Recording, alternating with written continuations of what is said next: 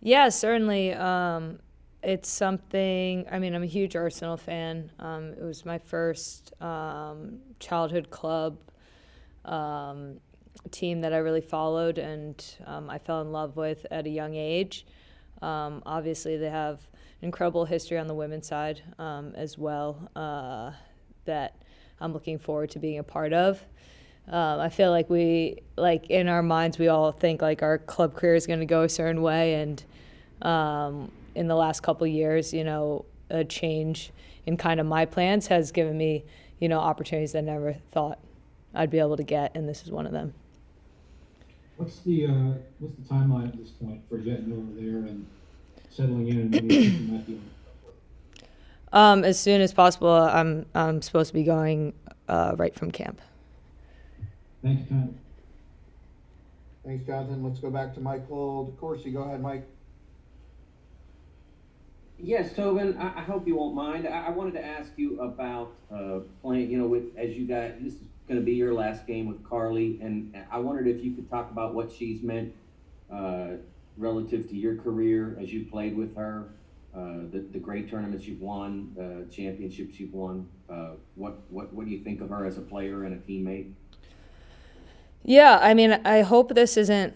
I hope I get a couple more games with her, but if this is the last, I will cherish it. Oh, my bad. I thought that they said that you were leaving after this tournament. I'm sorry. She's leaving, but she's coming back. That's what she does. She flies all over the world. So. Yeah, but I can't speak highly enough about Carly and what she's meant to this team, to the federation, to myself personally. Obviously coming from Jersey as well and having that type of role model, a few years older, was something that I couldn't have asked for a better one in the footballing world.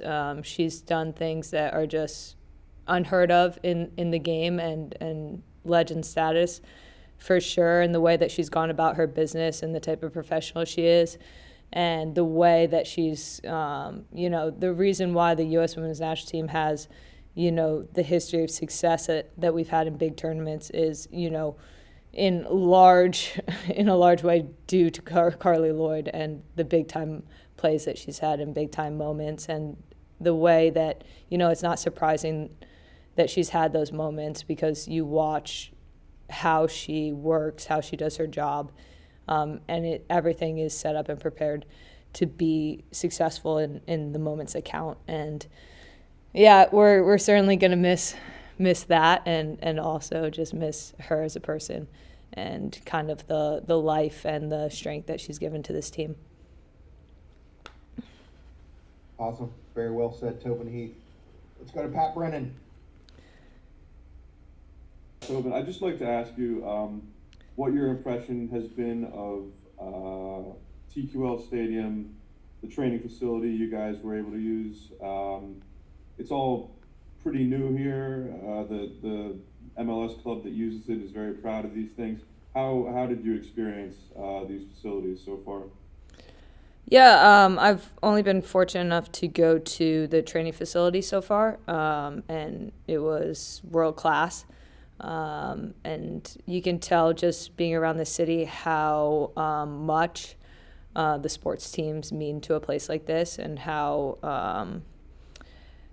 unifying that is in a city like this, and how passionate they are about their teams. I'm looking forward to seeing the stadium, I think, later today, because I've only heard great things, and not just about the stadium, but about the fan base and about what soccer means here. So obviously it's an honor to be able to play in a city where soccer means so much and where they've invested a lot in the city. Yeah, I mean, the growth of the game has been incredible all throughout the U.S. and the world in general. I think in markets like this in particular, it's always been a really pleasant surprise how the people have come out and supported us in a big way.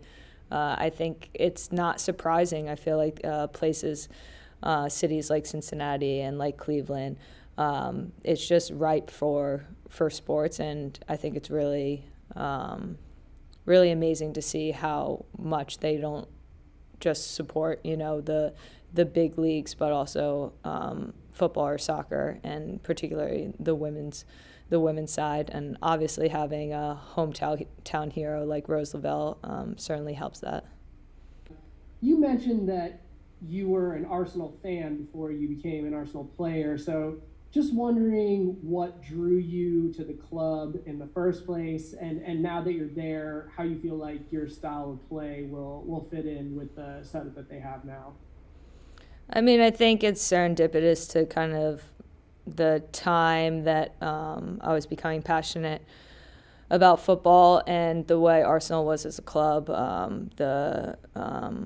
The amount of the players that were playing there, the amount of trophies that were being won was incredible. Obviously, having a coach like Arsene that was completely revolutionizing the game of football and also being successful doing it.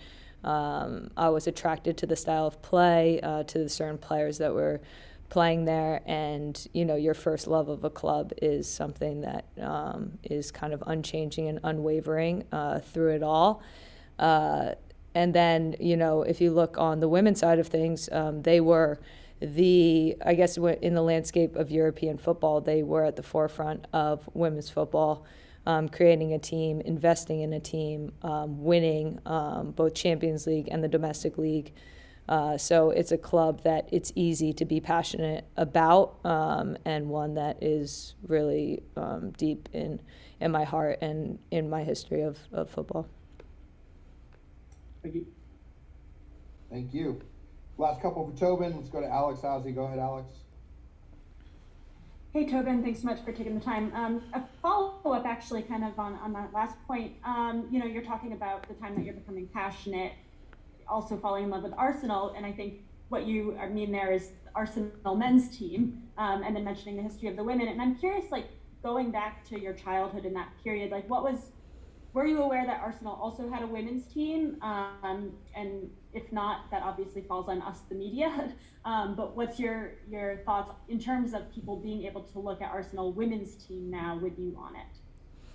Well, even when I first started watching football, it wasn't even available in the U.S. So the landscape has completely changed. I feel like the global market of football in general, the two teams that kind of entered it in the U.S. landscape was Manchester United and Arsenal, in terms of our understanding of the Premier League and kind of their marketing strategy getting into the U.S. So women's soccer wasn't even a thought when these big teams started coming into our market and games were starting to appear. I wish that now, the way that everything's so readily available, I wish I had that as a kid, because the type of effort it took to find videos and highlights and all that was insanely difficult, but totally worth it. And now it's just so readily available. And then if you look at the landscape of women's football and how that is appearing now, it's still super difficult. It's super difficult to find women's games. I find it incredibly frustrating. Some of, we have World Cup qualifiers going on, and I have no idea where to find some of these games. And then at a club level, I think there's been, a really positive thing was the WSL signing with Sky. I think that's absolutely incredible. It's a massive TV deal for women's football, and that's going to completely change the landscape of football over in England. And I just think it just needs to be easier to find, easier to watch, because there's a really good product being shown right now on the field. So hopefully, fast forward, we see kind of a similar trend. Excellent. Thanks, Tobin. Let's go to Simon Bork. Go ahead, Simon. Hi, Tobin. Looking at the game against Paraguay, clearly the result is not going to be in question here, but how does the number one team in the world, what do you want to get out of a game to make it worthwhile? Is there any one thing in particular you're looking to get out of it as a team to make sure you're improving in any one area, or again, how are you trying to get something out of it?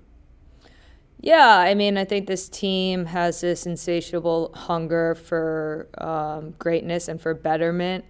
So I think with every game, with every opponent, we're usually focused on ourselves and trying to grow and develop as a team.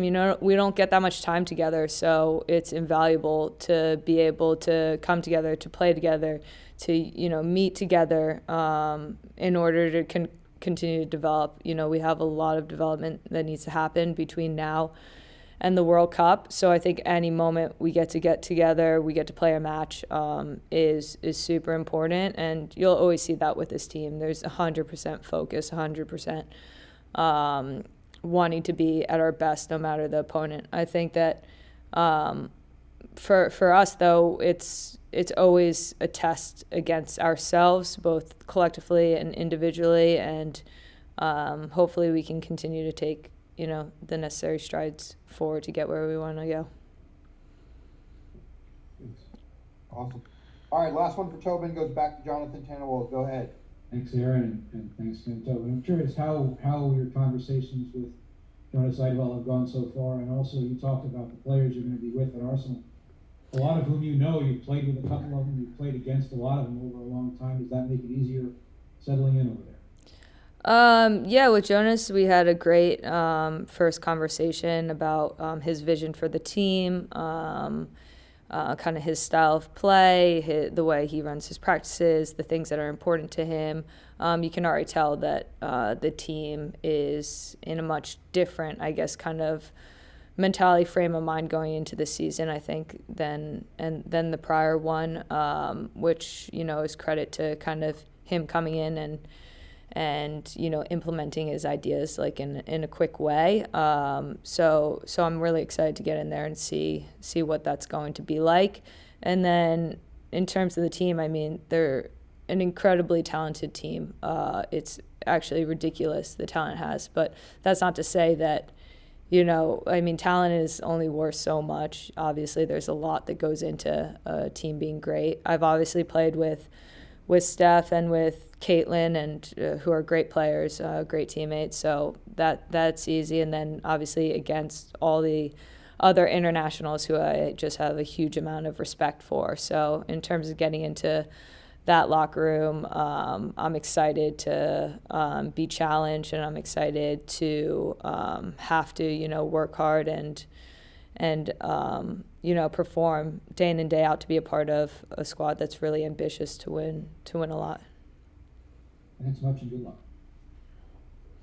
Awesome. Thanks so much, Tobin. Really appreciate the time. Thank you, guys.